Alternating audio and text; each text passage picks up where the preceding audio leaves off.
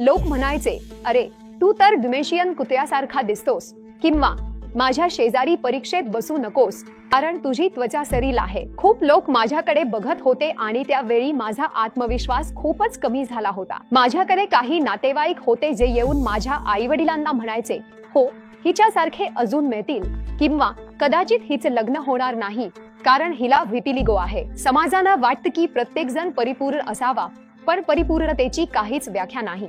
मी ठरवलं की माझी स्वतःची किंमत मी माझ्या दिसण्यावर अवलंबून ठेवू शकत नाही.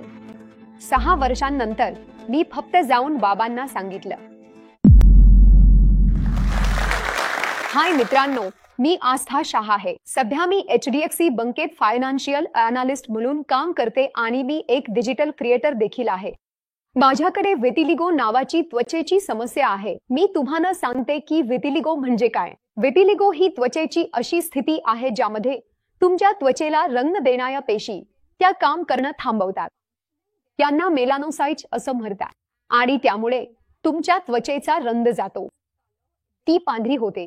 ही त्वचा पॅचेसमध्ये रंग गमावू शकते किंवा संपूर्ण शरीरावर पसरू शकते.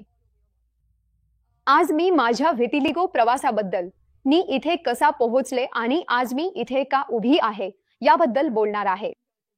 जेव्हा मी 8 वर्षांची होते तेव्हा माझ्या व्हिटिलिगोचे निदान झाले आणि पहिल्यांदा माझ्या आईवडिलांनी हे पाहिलं तेव्हा आम्ही सगळेच खूप साशंक होतो की नेमकं काय घडतंय.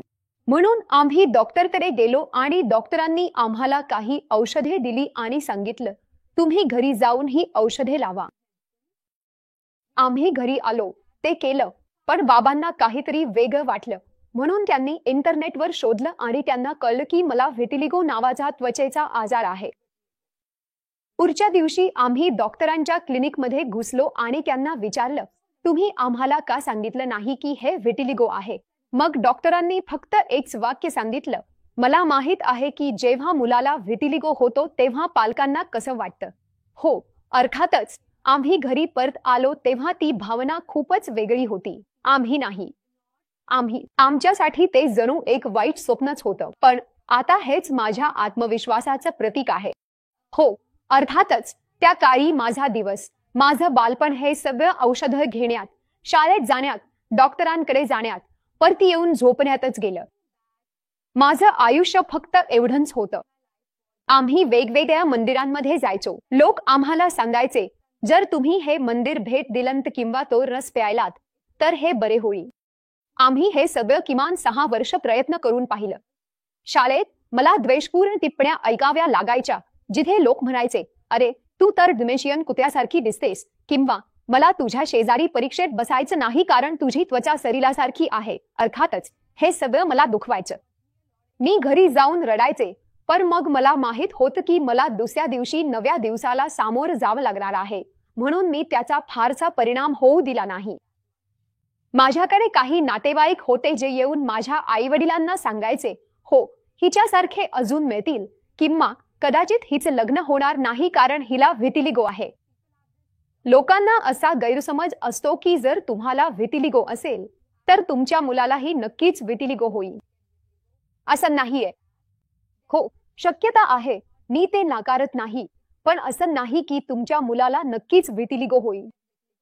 आणि हो, जरी तुमच्या मुलाला व्हिटिलिगो झाला तरी व्हिटिलिगो नसणं आणि व्हिटिलिगो असणं यात काय वेगळं आहे.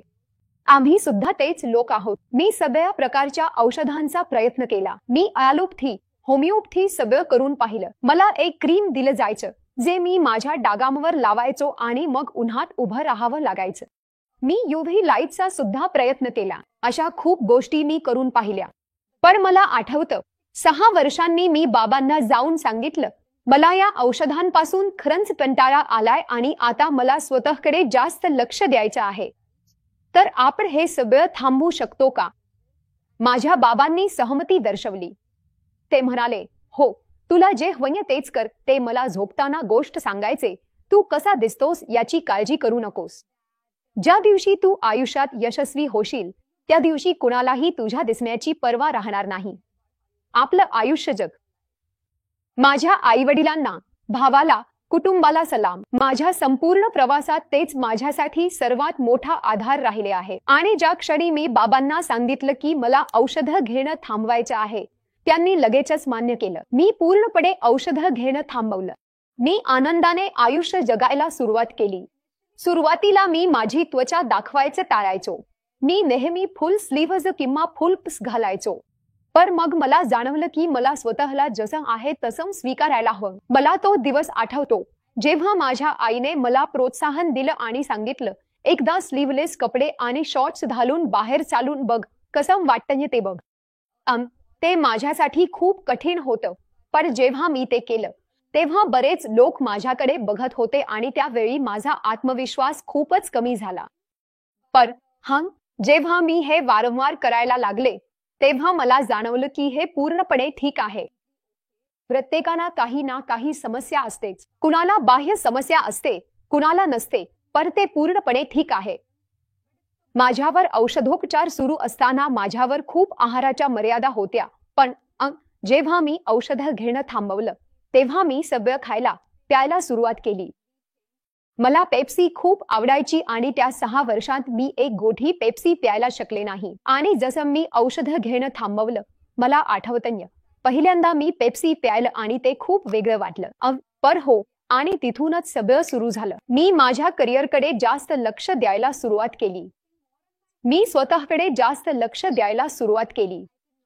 मी ठरवलं की माझी स्वतःची किंमत मी माझ्या दिसण्याशी जोडू शकत नाही आणि मला माझ्या व्यक्तिमत्वावर, करिअरवर आणि आयुष्यात काय साध्य करायचं आहे यावर जास्त लक्ष द्यायला हवं. 10वीत मी चांगले गुण मिळवले. 12वीत तर मी आणखी चांगले गुण मिळवले. जसं मी दिलं, मला शिष्यवृत्ती मिळाल्या. म्हणून मी सतत चांगलं करत होते, अजून चांगलं होत होते. म्हणून जाणवलं की औषधं थांबवण्याचा निर्णय योग्य घेतला, कारण माहित आहे की व्हिटिलिगोला कोणताही वैज्ञानिक उपचार नाही. 12 ते 13 वर्षांनंतर माझं व्हिटिलिगो नैसर्गिकरित्या संपूर्ण शरीरावर पसरलं आणि तुम्ही पाहू शकता माझं शरीर व्हिटिलिगोने झाकलं आहे.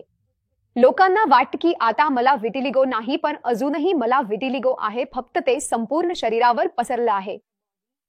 2019 मध्ये मी माझी गोष्ट सार्वजनिक करण्याचा निर्णय घेतला, कारण मला नेहमीच माझ्या गोष्टीतून लोकांना प्रेरणा द्यायची होती. हजारो लोकांपैकी जरी एक जण सुद्धा ही गोष्ट चांगल्या पद्धतीने घेतली तरी मला खूप छान वाटेल. मी तिथे अनेक लोकांशी संपर्क साधला, जिथे लोक मला इंस्टाग्रामवर मेसेज करत असायचे, म्हणायचे, कृपया मला मदत करू शकता का, किंवा तुम्हाला माहिती आहेच माझं कुटुंब पारंपरिक आहे, ते व्हिटिलिगोला चांगल्या पद्धतीने घेत नाहीत, मला मदत करू शकता. मला आठवतं मी ग्रामीण भागातील या लोकांशी संवाद साधला होता, जिथे त्यांनी सांगितलं, माझ्या आईने सांगितलं, जर तू तुझं व्हिटिलिगो स्वतः बरा केलं नाहीस तर मी तुला तुझ्या आवडीचं काही करू देणार नाही. मला कळत नव्हतं मी काय बोलावं. एका मुलाने सांगितलं, माझी आई माझ्या डागांवर गरममेंढ लावते, तो भाग जरेल, व्हिटिलिगो बरा होईल. मी खरंतर लोकांना हेच सांगू इच्छितो की व्हिटिलिगो असणं हे अगदी सामान्य आहे. हे फक्त एक त्वचेचा आजार आहे. खूप लोकांना असं गैरसमज आहे की व्हिटिलिगो म्हणजे, तुम्हाला माहिती आहेच, ते संसर्गजन्य आहे, ते जीवघेणं आहे, ते कॅन्सर सारखं आहे. नाही, तसं काही नाही. हे मासे आणि दूध खाल्यामुळे होत नाही. हे पूर्णपणे हे अगदी सामान्य आहे आणि कुणालाही व्हिटिलिगो होऊ शकतं आणि यात काहीही वाईट नाही. काही पालक आपली मुलं सोडून देतात, त्यांना कुठल्याही कार्यक्रमाला नेत नाहीत, कारण त्यांना त्यांची त्वचेची समस्या लपवायची असते. मी विनंती करतो, म्हणजे मला आशा आहे की लोक हे लवकरच समजून घेतील. म्हणूनच मी प्रत्यक्षात व्हिटिलिगो बद्दल बोलत आहे. मला खरंच हे ठरलेले समज मोडायचे आहेत की लोकांना वाटतं व्हिटिलिगो म्हणजे काहीतरी फार वाईट किंवा फार मोठी गोष्ट आहे. हे पूर्णपणे ठीक आहे. मला समजतं की याचा कोणावर मानसिक परिणाम होतो आणि म्हणूनच ज्यांना व्हिटिलिगो आहे त्यांच्यासाठी तुम्ही तिथे असायला हवं. मला आठवतं रस्त्यावर चालत असतानाही लोक माझ्याकडे रिकाम्या नजरेने पाहायचे. मला वाटतं त्या व्यक्तीकडे जाऊन तिला सांगायला हवं, तू खूप सुंदर दिसतेस आणि कसे सूचना देऊ नयेत. असं केल्याने कुणालाही मदत होत नाही, उलट त्यामुळे तुम्ही त्या व्यक्तीला वेगळं असल्यासारखं वाटायला लावता. मी स्वतःकडे आरशात पाहिलं आणि मला जाणवलं की सौंदर्यच सर्व काही नाही. हे जास्त महत्त्वाचं आहे की तुम्ही स्वतःबद्दल, तुमच्या व्यक्तिमत्वाबद्दल काय विचार करता आणि समाज तुमच्याबद्दल काय विचार करतो हे महत्त्वाचं नाही. समाजाला वाटतं प्रत्येकाने परिपूर्ण असावं, पण परिपूर्णतेची कोणतीही निश्चित व्याख्या नाही. तुम्ही जसे आहात तसेच राहू शकता. स्वतःला जसं आहात तसं स्वीकारणं खरंच कठीण आहे, पण मला असं वाटतं, माझ्या मते वेळ जसा जाईल तसं तुम्ही हे नक्की करू शकता आणि ते फारच कठीण नाही. तुमचा आत्मविश्वास अनेक प्रसंगांमध्ये कमी जास्त होऊ शकतो. माझ्या बाबतीत लोक माझ्याकडे बघायचे, चुकीच्या गोष्टी सांगायचे, द्वेषपूर्ण टिप्पणी करायचे. पण मला माहित होतं की मी स्वतःसाठी काम करत आहे, समाजासाठी नाही. तेव्हाच लक्षात येतं की हे फक्त तुमच्याबद्दल आहे, इतर कुणाबद्दल नाही.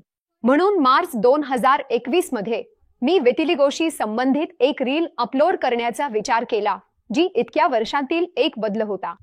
ती रील खूपच छान झाली. लोकांनी ती खूप छान स्वीकारली. असं करत करत मी माझ्या कंटेंट क्रिएशनच्या प्रवासाला सुरुवात केली. मी प्रेरणादायी कंटेंट टाकायला सुरुवात केली, पण मग लक्षात आलं की डान्स, पेंटिंग, माझ्या इतर अनेक छंदांचंही कंटेंट टाकलं तर तेही चांगले चालेल, कारण लोक म्हणतील, अरे वा, तिने स्वतःला स्वीकारलंय, बघा ती किती छान करत आहे. म्हणून हे फक्त विटिलिगोबद्दल नाही, तर हे सगळ्याच गोष्टींबद्दल आहे. तुम्ही इंटरनेटवर स्वतःसारखे राहू शकता. तुम्ही जसे आहात तसे दाखवू शकता. तुमच्याकडे खूप बारीक असलात किंवा थोडे जाड असलात, तुम्हाला दिसण्याची चिंता करण्याची गरज नाही. स्वतःला इंटरनेटवर मांडायचं आहे, तुम्हाला करायला आवडत असेल तर ठीक आहे. असंच सुरू झालं. आज मी इथे आहे. आजही मला द्वेषाचे कमेंट्स येतात. जीवन पूर्णपणे अद्भुत नाही, कारण लोकांना वाटतं की मी शस्त्रक्रिया केली आहे किंवा माझी त्वचा ब्लीच केली आहे, पण तसं काही नाही. माझ्याकडे अजूनही विटिलिगो आहे मित्रांनो, आणि ते नैसर्गिकरित्या पसरलं आहे. माझी गोष्ट सार्वजनिक करण्यामागचं एकमेव कारण हेच होतं की समाजाला हे कळावं की विटिलिगो सामान्य आहे. खूप लोक विटिलिगोला एक ठराविक साचा समजतात आणि त्यावर कलंक लावतात, पण ते तसं नाही. विटिलिगो असणं पूर्णपणे सामान्य आहे. ही फक्त एक त्वचेची स्थिती आहे. खरं तर हे फक्त विटिलिगोपुरतं मर्यादित नाही, कोणत्याही प्रकारच्या शरीर सकारात्मकतेशी संबंधित गोष्टींसाठीही हे लागू होतं. कोणाचंही शरीर वेगळ्या आकाराचं, रंगाचं किंवा प्रकाराचं असलं तरी सगळं काही ठीक आहे. लोक स्वतःच्या जातात आणि या सगळ्याबद्दल बोलायला किंवा स्वतःला इतरांसमोर दाखवायला आवडत नाही. काळजी करू नका. इतर लोक तुमच्याबद्दल काय विचार करतात याची फिकीर करू नका. तुम्ही हे स्वतःसाठी करायला हवं, इतरांसाठी नाही. कधी कधी तुमचे दिवस खराब जातील, ज्या दिवशी तुम्हाला आत्मविश्वास वाटणार नाही आणि काहीच बोलायचं वाटणार नाही. पण तुम्ही स्वतःकडे परत यायला हवं आणि स्वतःकडे पाहून हे तुमच्यासाठी आहे. हे फक्त तुमच्यासाठी आहे, कारण तुम्ही फक्त स्वतःसाठी काम करता. जोश टॉक्स आता स्पॉटिफाय वर एक खास पॉडकास्ट झाला आहे. आमच्या टॉक्सचे ऑडिओ व्हर्जन फक्त स्पॉटिफाय वरच उपलब्ध असेल. जर तुम्हाला हा व्हिडिओ आवडला आणि अशाच आणखी प्रेरणादायी कथा ऐकायला आवडतात, तर कृपया जोश टॉक्स पॉडकास्ट फक्त स्पॉटिफाय वर फॉलो करा. जर आताच हा व्हिडिओ संपला असेल आणि तुम्हाला प्रेरणा मिळाली असेल, तर मित्रांनो, आपल्यापैकी बरेच जण स्वप्न पूर्ण करतात, यशस्वी होतात.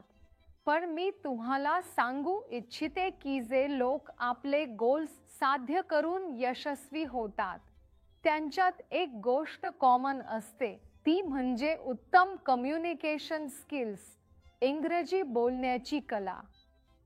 आणि मित्रांनो, ही स्किल्स प्रत्येकाच्या आयुष्यात मास्टर करता येतात. जोश स्किल्स ॲपवर तुम्ही एक करून शब्दसंग्रह, व्याकरण सराव, वाचन आणि लेखन सराव, तसेच हजारो विद्यार्थ्यांसोबत ऑनलाईन इंग्रजी थेट संवाद साधून तुमची इंग्रजी वर्ल्ड क्लास बनवू शकता. आजच तुमच्या यशाच्या दिशेने पहिलं पाऊल टाका. भारतातील नंबर 1 स्पोकन इंग्लिश ॲप जोश स्किल्स सोबत. या व्हिडिओबद्दल तुमचं मत आम्हाला नक्की सांगा आणि लाईक, शेअर आणि सबस्क्राईब करायला विसरू नका.